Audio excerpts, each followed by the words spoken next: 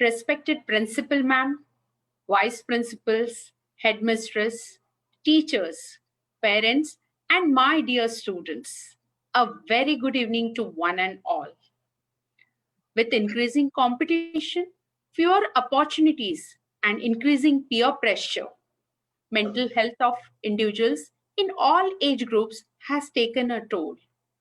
Now, with the added pressure of pandemic, changes it brought into our lives in the blink of an eye has put an emphasis on the need of learning coping mechanism to ensure our well-being. Keeping that in mind, mental health awareness has become the need of the hour. 10th of October is celebrated as World Mental Health Day. I, Preeti Modi, on behalf of DPS Modern Indian School, take this opportunity to welcome you all to today's webinar to bring about some awareness towards this aspect and advocacy against social stigma. Now, I request our beloved principal ma'am, Ms. Asna Nafis, to say a few words on this occasion. Thank you, Preeti. Good evening to all the vice principals, Ms. Soma, Ms. Mary, Ms. Shifa, the headmistress, Ms. Sini, the coordinators, parents, students. On behalf of the management, I take this opportunity to confirm once again that we at DPS Modern Indian School strongly believe that schooling cannot be possible if children are not happy. We brand ourselves as a school which has a heavy quotient of happiness. We as teachers have always endeavored towards helping our children remain mentally, physically healthy. I would also like to add that as parents, it is the duty of every single parent to add on the third factor, that is spiritual strength. In today's ever-changing world, where things have changed overnight for each one of us, the pandemic has brought us in very close proximity in highly stressful situations, and parents are with the children 24/7, closeted in small rooms, and online education has definitely added on to the burden of our teachers and our children. Mental health has always been a taboo topic, an issue which normally doesn't get discussed. But at DPS Modern Indian School, we do have a strong counseling department. And I believe every single teacher from amongst our almost 300, approximately 300 teachers that we have on board are counselors in their own right. The well-being of every single child at our school is the priority for every single teacher at our school. We strongly believe that where there is a will, there is a way. This occasion of the World Mental Health Day is definitely a good opportunity to talk about mental health, mental well-being, because it is so essential that we have the right attitude rather than the right aptitude. Without a good attitude, without being ever grateful for all the blessings that we have around us, we will not be able to be internally happy and satisfied with our lives. Today's occasion will definitely help us to realize that each child, every individual associated with our school matters to us very dearly. Their well-being is the top priority for our school. Let's together help our counseling department to conduct this webinar and create further awareness on this topic. In spite of whatever we may speak about advancement, this area remains a gray area. Many parents still do not know where to draw the lines, where to draw the control lines for their children. We have given too much in too short a time to our children, and they forget to be grateful for what they have achieved from or received from the world around them, especially from parents. We do understand that parents are also undergoing a lot of stress.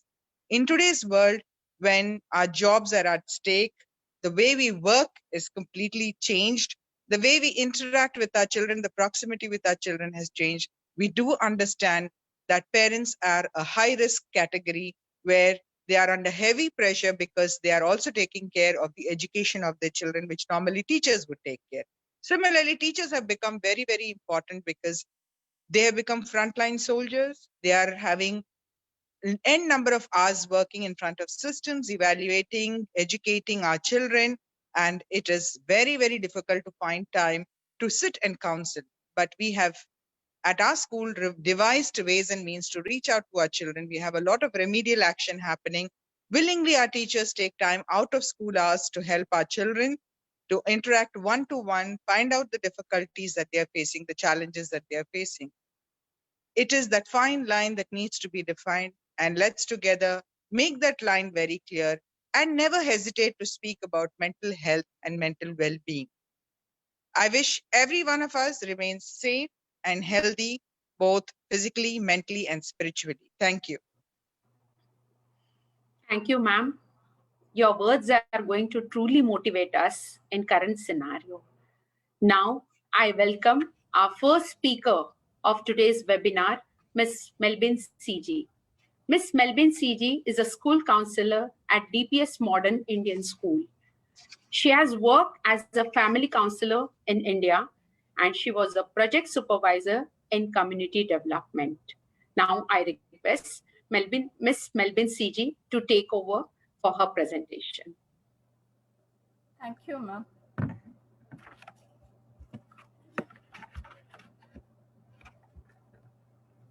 Sure, 1 minute.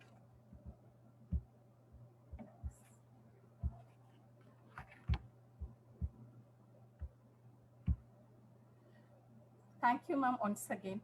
Today, we are going to talk about an important topic on mental health. To overcome stress, mental health is more important. In this pandemic situation, every one of us are facing challenges in one way or the other. I truly believe that mental health is a combination of three major factors: social, psychological, and emotional well being. I think the point where we balance in life matters. And when we know where to balance, it's called as positive mental health. And when we struggle or fail to balance that, somewhere we are losing ourselves. And it's called as unbalanced life. And let's see how to overcome stress. We fail to maintain proper mental health when we have some stress. That might be official, that might be personal, or something else that's bothering us. I think when talking about mental health, these pictures speaks a lot than words. You can see beautifully smiling faces. The ambience looks more beautiful. And the way they have the rapport relationship with each other, it's very soothing to see. I think this is what we call as mental health. It's not only to maintain a social smile, but face is always the index of the mind. What's inside, it comes outside. Only when we are mentally happy or happy from inside or deep in our heart, I think we can smile peacefully and we have that social rapport. And in recent times, I think every one of us are affected through one way or the other. In service sector, if we see that many people have lost their jobs. Before it was, in an organization, might be one person might have a threat to lose his job. Or he might lose his job due to some reasons. But recently, it's not like that. A group of people are getting terminated. And when it comes to business sector, people from business sector are not only responsible for themselves, but for at least few families who really trust them, who believe them. And don't we think all these are putting stress within ourselves? And are we trying to get out of stress, or are we trying to hide stress within ourselves? And when we try to hide it, what is the solution for it? Yes, we are trying to victimize our family and children in this situation. We are trying to use them as stress busters. Don't we feel so? Already children, they are being isolated from the society. They miss their lovely teachers. They miss their friends. They miss those beautiful times they spend in school. Those lively environment is already being missed by them. Are we again trying to impose ourselves towards them? Are we trying to pressurize ourselves towards them? Yes, I think this is the point where we should put a big question mark and think about it. and we have to think twice before acting. Or we trying to use them as stress busters at some point or other. And when we feel, yes, we do this, how to identify this or how to go through with this. I think first it starts with identification process. There will be change in your mood. Might be you're happy for some time, and after some time you are sad without any reason. There will be no proper reason to justify for your happiness or sadness. And by this time you try to isolate yourself from the society. Might be from your family members. Your spouse might have cooked a delicious food for you, but you find some excuses to get out of it. Don't we think so? Or we try to avoid that situation saying, no, I feel really tired, I have some other work to do with. Is that what we are doing? And maybe, sometimes we try to avoid important phone calls from our friends. They might ask about us. That's the only reason we are avoiding them. And yes, you have difficulty concentrating in your work. It's like when we start concentrating in our work, out of experience, we might try to complete it. But are we mentally present there? Yes, we are physically present. But can we feel the concentration, or we are too much occupied with distractions? Is again a big question mark, I think. And when you skip your meals or try to escape from something, you're already in the process of weight loss or gaining too much. And your confidence is coming down. You trouble in making some decision. When this is happening, even small silly things might make us angry. And finally, what is the, where are we victimizing this? Again, where are we acting as using as a stress buster? Are we using children as stress buster? Yes, obviously. Because, sometimes we find, yes, our children haven't performed well in their exam. Have we ever thought of the root cause? We simply blame our child saying, no, this is your fault. You haven't prepared for your exam. Have we ever sat for a while, relaxed, and thought, what is the solution for this? I think this is the right time we have to do it. And by the time, I think children have pure tender heart, where we have to water with happiness, smile, positive attitude, and vibrations. Are we doing that? Or in turn, we are trying to pose some negativity inside them because of our stress or pressure. When we try to find this, again, when there is a problem, I truly believe there is a solution. We can try new things. We can learn out new things. We can take a pencil or sketch, we can start drawing. And when we see those arts, first day it might be a scribbling, but later on, after 1 week or other, it might turn into a beautiful art. And I think art speaks more than words. Definitely, it helps us to identify what we are. We can get connected with our friends. And family is always your best friend. Try to create friends within family. And yes, another important thing, you can start singing song in front of your kids, in front of your spouse, or you can dance in front of them. I think you will get the best lively commands ever. And it's obviously going to be fun filled. Don't we think so? Try this. You'll get good positive comments, results, and feedback. And by the time your family is already fulfilled, you are in the right track. You are going to build up a positive relationship with your kids.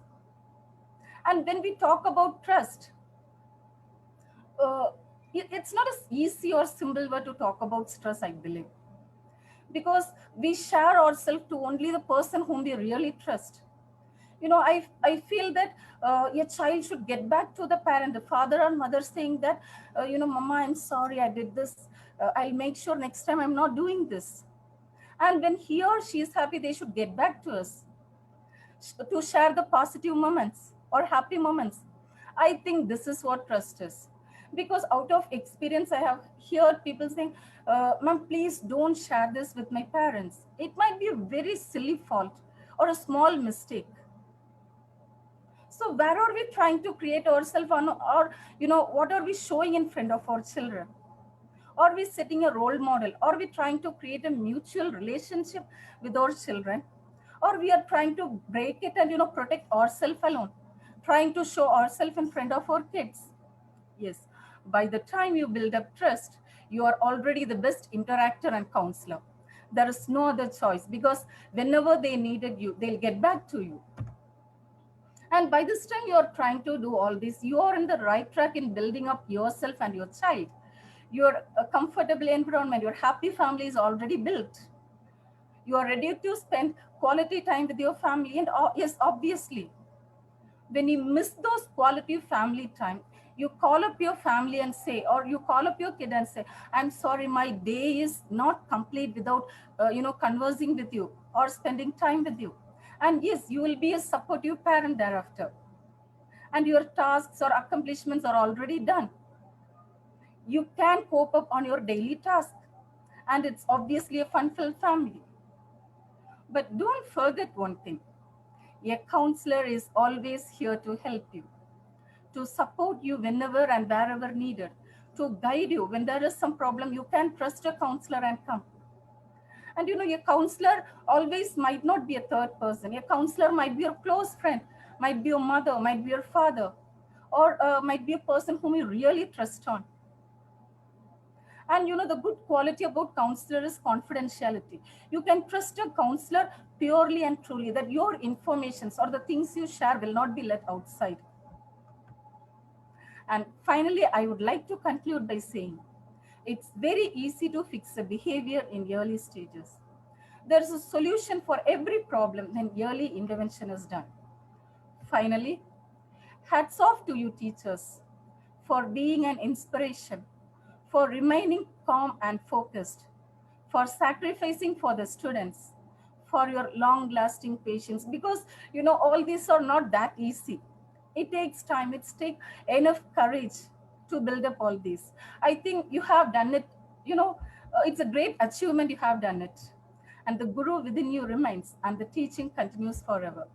Thank you so much once again. Now it's over to you, Ms. Chinmay. Thank you, ma'am. That was really informative. Good evening, everyone. It is my proud privilege to introduce you to our learned school counselor, Ms. Asima Iqbal Bakshi. She has done her bachelor's in rehabilitation therapy. She has a diverse experience with a patient population ranging from pediatrics to geriatrics, with different sorts of physical and emotional disorders. A mental health professional working as a school counselor for more than 3 years with a proven ability to deliver quality student care from primary to high school level. Welcome, ma'am. We seek your valuable guidance on this special occasion. Over to you, ma'am. Thank you, Ms. Chinmay, and thank you, Ms. Melbourne, for your great information on mental health. Mental health is indeed an important part of overall health and well being. It affects how we think, feel, and act. It may also affect how we handle stress, relate to others, and make choices during an emergency. Here, I'll be explaining about the impact of COVID-19 on mental health of students and steps that students can take for better mental and physical well being. The unexpected disruption of the social fabric and norms has affected the behavioral and mental health of public, including children. The mental health of children has been influenced by several ways, as this unpredictable situation changed a way they typically grow, learn, play, behave, interact, and manage emotions. Due to the closing of schools, students' interaction and communication with schoolmates, play activity, exercises, loss of routine, restricted social connections, and peer activities are hindered, which are vital for the growth, development, and learning of young human minds.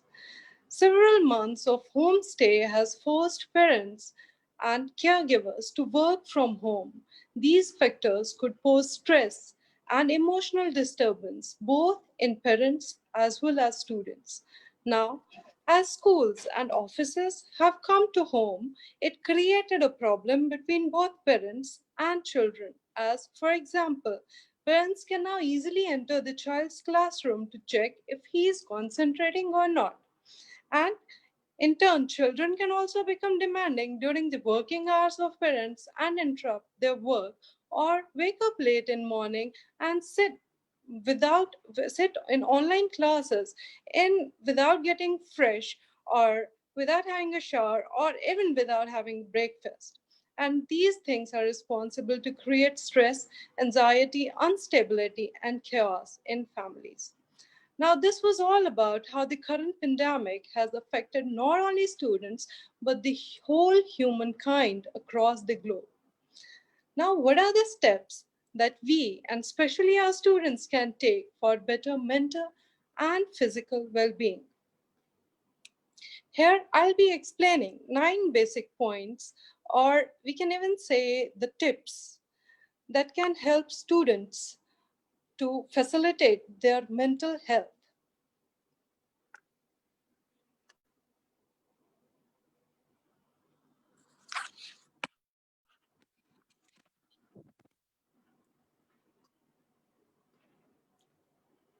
Recognize that your anxiety is completely normal.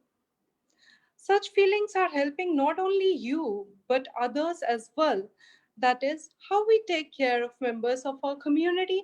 We think about the people around us as well. Find a distraction. When people are in chronically difficult condition, it's helpful to divide the problem into 2 categories. Things they can do something about and the things they cannot do anything about. Now here in the second category, which says the things for which they cannot do anything about, is a main problem, and that's fine. But what can help us cope up are distractions. Doing homework, reading books, or doing whatever makes you feel better are ways to make it easier for ourselves and to find a balance in everyday life. Focus on yourself. Yes, this is the best time as there is too much time available right now. Focusing on yourself and finding ways to use the time that is now available are a great way to take care of your mental health. Connect with your feelings. It's very, I can say, difficult for some individuals to get connected with their feelings. They can get connected to the world, and they can get through social media and so many things, but they cannot get connected towards their own feelings. So everyone possesses their feelings in different ways. Some children make art, some want to talk to their friends and use their shared sadness as a way to feel connected in a time when they can't be together in person. It's important to do what you feel is right and useful. Time management. Time management, you need to set a time when your goal should be accomplished for it. You don't put in time, you eventually forget and become unmotivated, hurting yourself in the long run. How does it happen? If you just give an example, it happens when for the whole year we are just sitting and just doing our tasks, whatever we love to, and we just, as students, we just keep our books apart. Okay, we'll do it later. But what happens if when the exam comes, there is a lot of exam pressure on child then. But if you start doing it initially, like 2 or 3 questions per day, it covers a lot of your syllabi, and you can do a lot of revisions. This is just about time management. If you manage your time appropriately, of course, you can do things better. Then, sharing your feelings. It's very important to share your feelings. It's always better to express yourself and talk to your parents, siblings, friends, or whoever you like to reduce your stress. You should not keep things within yourself as you can't find solutions for it.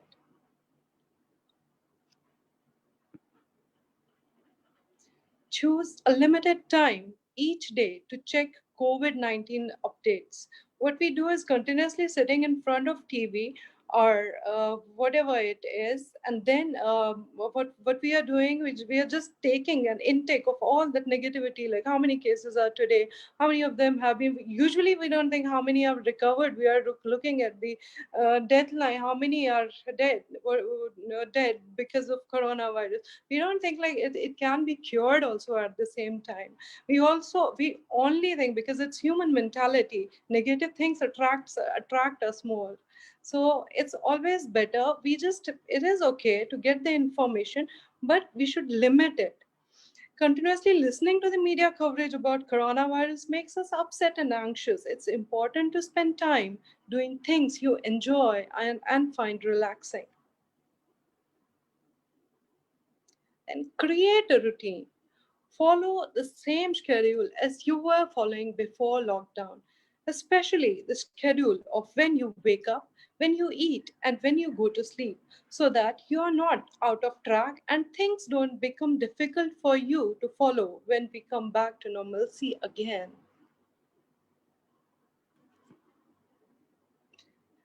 Then here, make time for your self-care. This thing is very important. Self-care itself is a vast topic. If we discuss about self-care, it's a never-ending thing, because it includes our all areas, means activities of daily living. Self-care is in everything. Here I'll be just explaining it, putting up in few points. That is, prioritize nutrition. These are few of the basic points in self-care. First one is to prioritize your nutrition and drink plenty of water.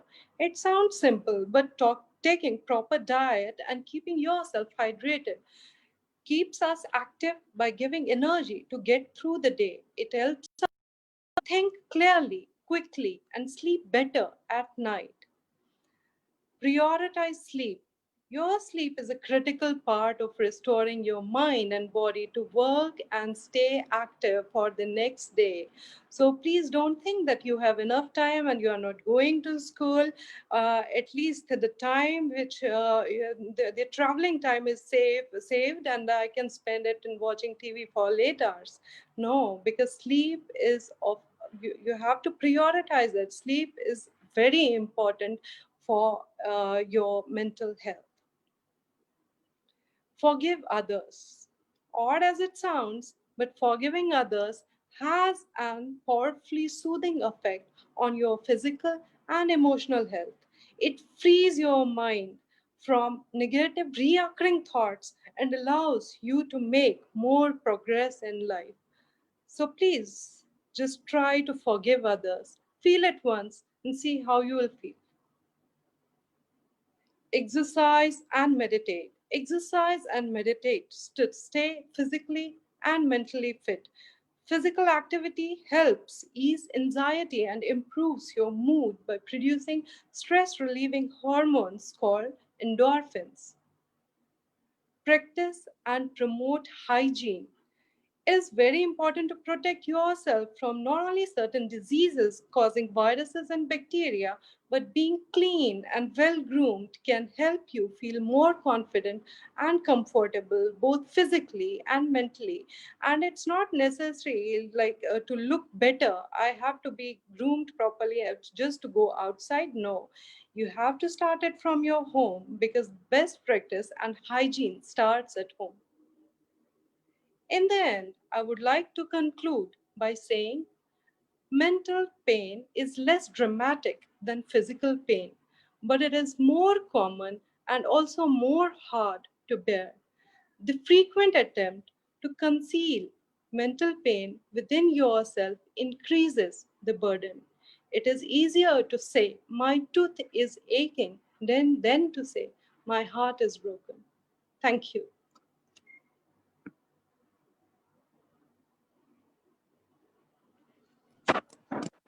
Thank you, ma'am. That was a great session indeed. We learned a lot. Thank you. Gratitude is the healthiest of all human emotions.